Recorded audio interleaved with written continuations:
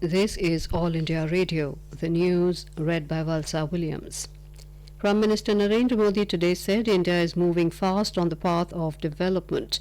Addressing the Indian diaspora at the United Nations Educational, Scientific and Cultural Organization UNESCO building in Paris, the Prime Minister said people gave a resounding mandate to this government for building a new India. Mr. Modi said in New India the noose is tightening on corruption, nepotism, loot of public money and terrorism. He said his government did away with the practice of triple talaq and injustice cannot be done to Muslim women in New India. Mr. Modi said India will achieve most of the climate change goals set for 2030 in the next year and a half. Prime Minister Narendra Modi today held talks with his French counterpart Edouard Charles Philippe and discussed issues of bilateral and mutual interest to further boost the comprehensive strategic partnership. In a tweet, Prime Minister Modi said the talks were comprehensive and covered the full range of India-French ties. Mr. Modi is in France on the first leg of his three-nation tour.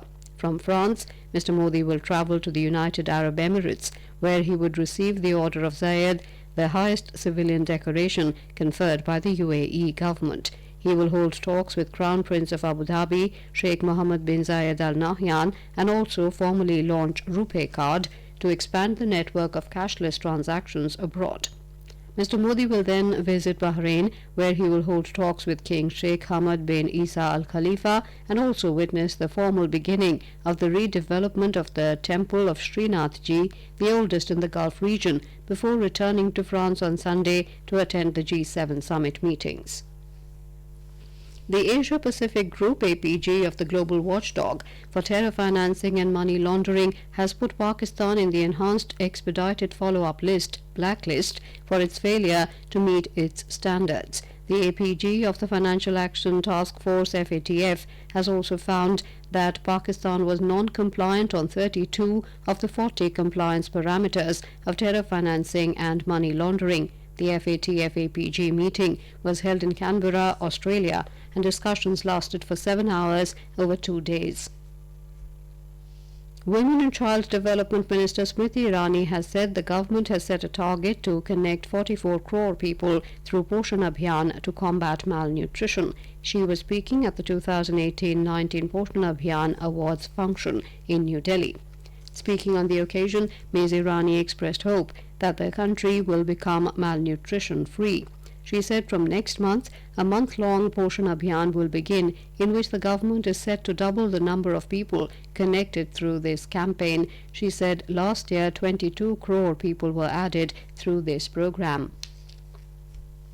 Finance Minister Nirmala Sitharaman has asked the Competition Commission of India (CCI) to ensure that Indian enterprises are not subjected to abuse from entities overseas. Speaking at an event to celebrate 10 years of Competition Commission of India in New Delhi, Ms. Sitharaman said the regulator has many challenges in the context of the new economy. Minister of State for Finance Anurag Thakur said GST, Insolvency Bankruptcy Code and demonetization have changed the entire business environment.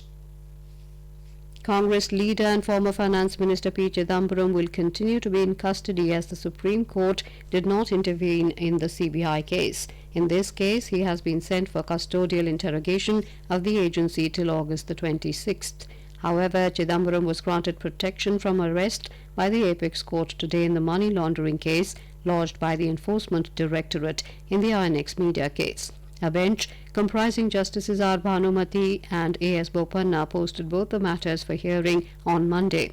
Chidambaram is being probed in 2 cases of alleged corruption and money laundering linked to INX Media by the CBI and ED.